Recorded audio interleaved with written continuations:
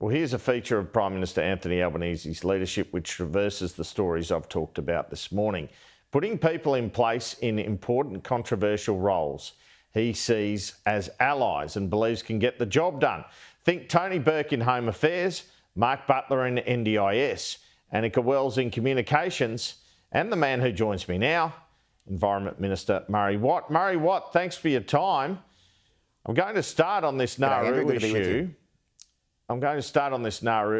What's the government's intention here? Is it to send all 200 or 300 NZYQ criminals to Nauru? Well, certainly, Andrew, this arrangement with Nauru now does provide the opportunity to remove numbers in the hundreds of the NZYQ cohort. We need to remember that these are people who have no visa right to be in Australia, and for any functioning migration system has a principle, which is that if you don't have a right to be in a country, then you can expect to be removed. This cohort have already had access to judicial review, to merits review, to ministerial intervention. And really now that we have reached this arrangement with Nauru, it does allow for the removal of people who have no right to be in Australia. Are you expecting smooth passage of the legislation around this from the opposition? And how do we know it still doesn't get tied up in the courts, all these cases? Well, we would certainly, of course, expect support from the opposition, but of course they'll need to work through their processes. We would like to get this legislation passed as quickly as we can, but we respect the fact that the opposition needs time to get their heads around it and pursue questioning in the Parliament.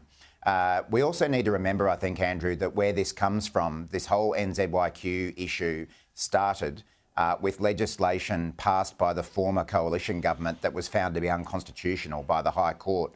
So what we've had to do as the replacement government, the following government, is come up with legislation that does stand up in the courts.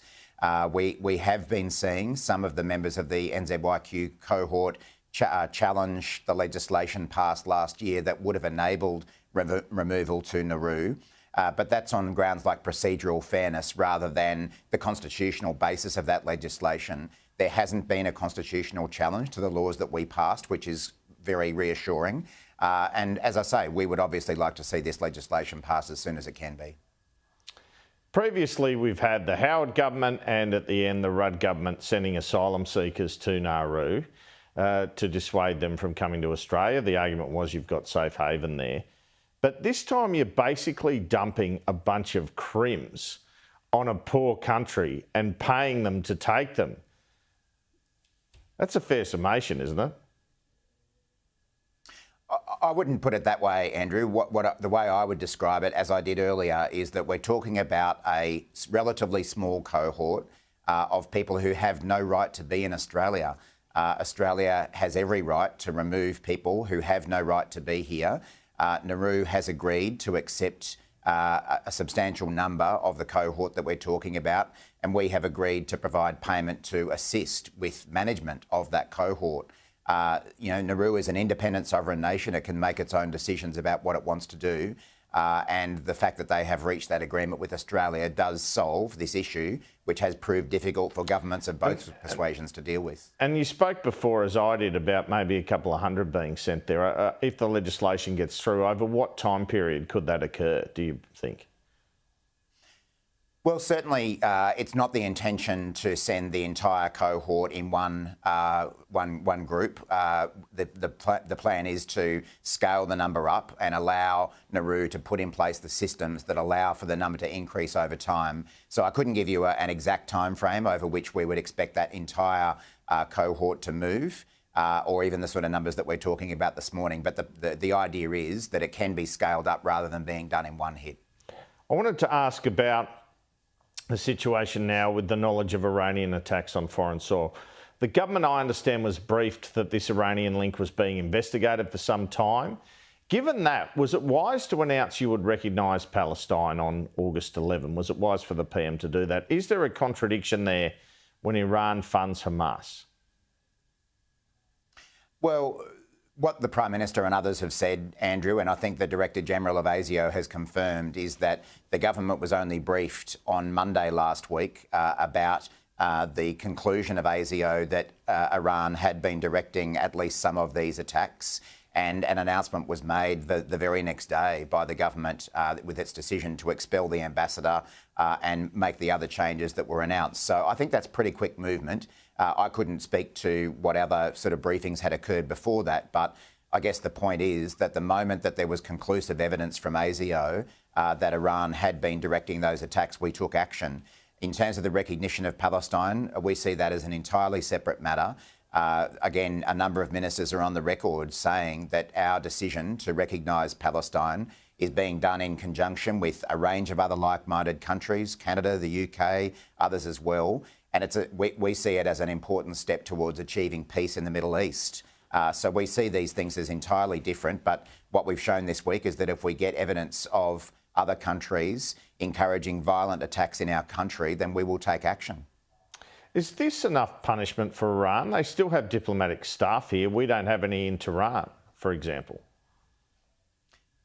Yeah, well, I guess, as you're aware, the reason we have removed our diplomatic staff from Tehran is really out of concern for their safety. As an employer, we have to take seriously the safety of our employees, and the decision was that we couldn't guarantee their safety if they remained in Tehran, so that explains that decision.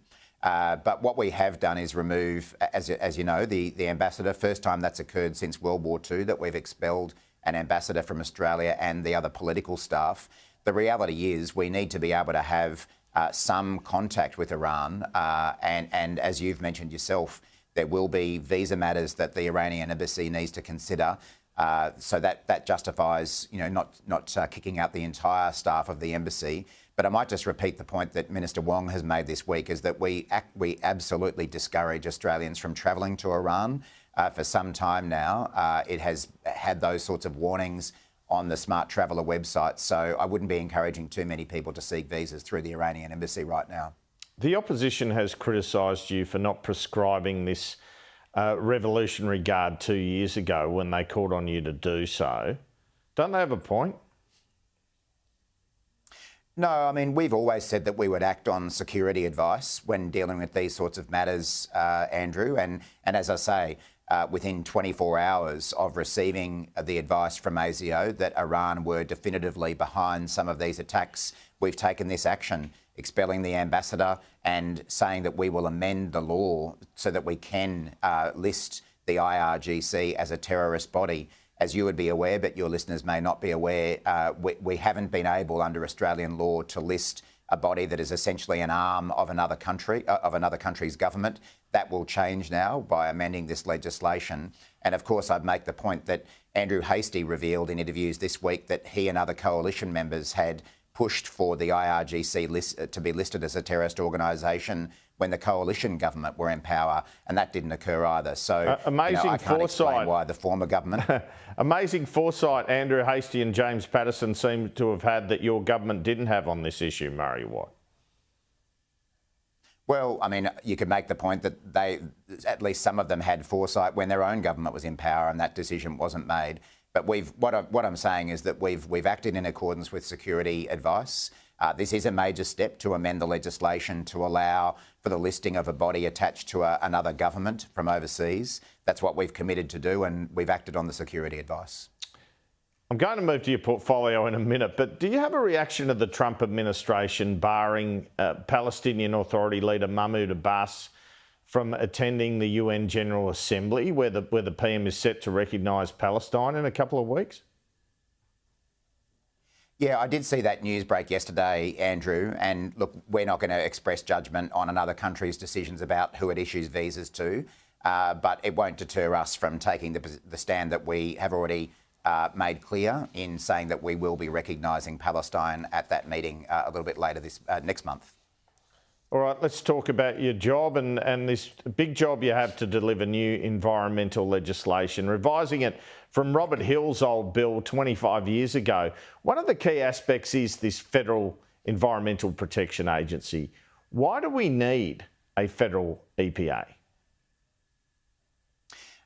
So more broadly, Andrew, the way we're approaching these reforms is very much in the spirit of Graham Samuel's review that was handed down about 5 years ago when Susan Lee, in fact, was the Federal Environment Minister. And what he recommended was that we needed a significant overhaul of these laws, that they weren't working for the environment, they weren't working for business. And what we needed was stronger environmental protections, quicker and more efficient approval processes for business. And thirdly, and relevant here, is greater transparency around the decisions that are made around environmental approvals. We've gone to 2 elections saying that we would deliver a federal EPA as the way of providing that kind of transparency and confidence in the system and in the decisions that are being made. I think, unfortunately, at the moment, the system that we have doesn't have a huge amount of confidence in the decisions that are made about the environment. So having a standalone federal EPA, we believe, will deliver that confidence and the transparency that people are looking for. Except you're talking about less red tape. Doesn't this creating a new agency cause more green tape? No, I don't think so, Andrew. And I think what you'll find in practice is that some of the personnel who currently sit within the Department of Climate Change and Environment would move across to a federal EPA, but they'd be approaching the role in a different way. And the other point about a federal EPA is that it does allow for much stronger compliance and enforcement activities than what we see at the moment. I think most people acknowledge that there isn't a strong enough approach to those who break our environmental laws and don't comply with the conditions of their approvals. And having a tough cop on the beat like a federal EPA will enable that to happen. I mean, the sell from your government is this will speed approvals up, but it sounds like it might slow things down for business. No, we wouldn't see it that way, Andrew. And I guess that goes to the second of those 3 pillars that I was talking about, having quicker and more efficient approvals processes. One of the key ways that we want to achieve that is by reducing duplication of the assessment and approvals processes that occurs at the moment, where you have the states undertake lengthy assessment and approvals processes only to be followed by the federal government doing their own assessments and approvals. We think there is a really big opportunity to reduce that duplication, which would, in our minds, reduce the approval timeframes from a decade to years or years to months. The other thing that we want to do is make sure that the new system does enable much faster yeses and faster nos by giving really clear guidance to companies before they put applications in about whether the area that they're looking to develop is likely to attract significant concerns from an environmental point of view and therefore take more time, or if we can more clearly define the kind of areas where the environmental issues are so significant that development just should not happen, then that saves everyone the time and bother and expense of even bothering with an application in the first place. So just to the start of your answer, this is partly about overriding the state environmental approval processes, replacing them.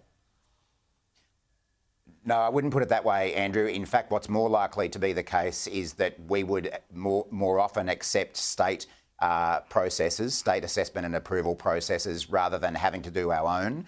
But the other key part of that is that in doing so, we would be looking to apply national environmental standards, setting our expectations of what needs to be achieved in a project approval and assessment, because the sorts of things the federal government regulate for in the environment are matters of national environmental significance, things like World Heritage Sites or the Great Barrier Reef or threatened species, quite different to what states assess for. And what we want to do is line up the types of issues that states have to consider when they're doing assessments and approvals. It's not about the federal government overriding the states. Can you confirm that under your model, the minister will be the final decision maker on projects, not the EPA?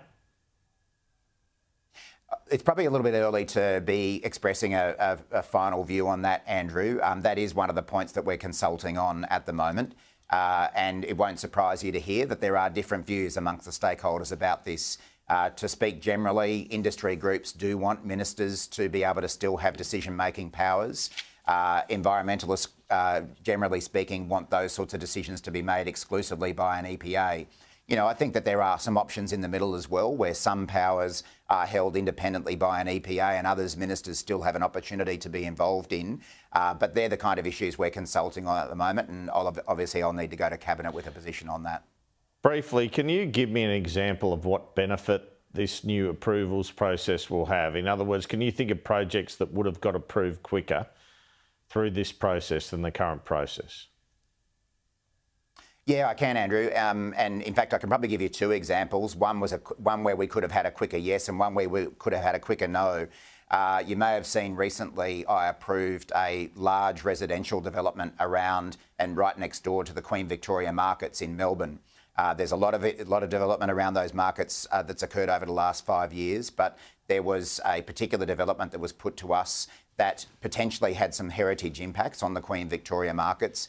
It had to go through a lengthy Victorian government process before then having a process with us. If we can remove that duplication, that could have enabled that project to be approved substantially sooner than it was. It involves 2,200 dwellings that can accommodate over 3,000 people in Melbourne. And at a time when we need more housing, speeding up those kind of processes could have delivered that project sooner.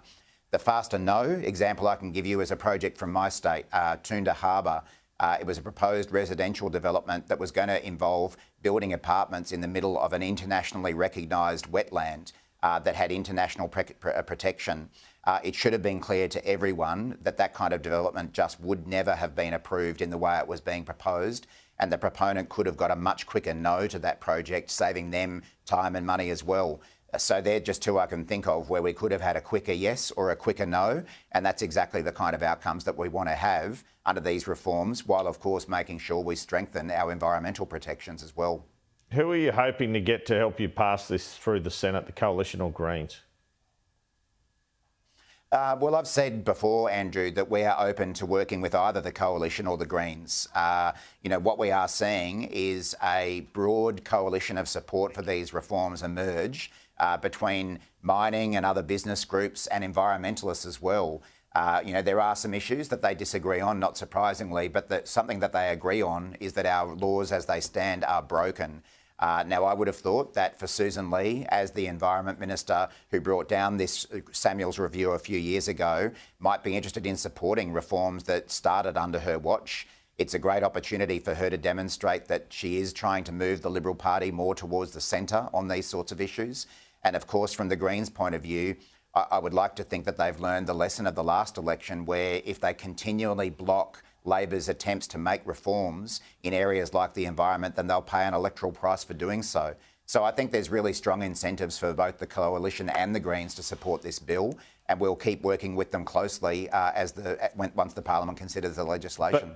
But I assume you're not going to considering a climate trigger that the Greens want in there? Well, what I've said is that, we're not ruling things in and things out at this point in time, but what we do need to recognise is that Graham Samuel gave a pretty clear recommendation in his report that a climate trigger shouldn't be adopted. Of course, we want to be reducing our emissions, including from these big industrial projects when they're seeking approvals. But that's why we've got things like the safeguards mechanism in place, which is requiring things like coal mines, smelters, other big industrial activity to reduce their emissions every single year. So our preference is to rely on those kind of climate measures to reduce emissions from these sorts of projects rather than duplicating in these laws as well. I was told last week by someone in government that the prospect of securing the COP climate conference in Adelaide next year is looking doubtful. It's on thin ice. Would you agree with that assessment?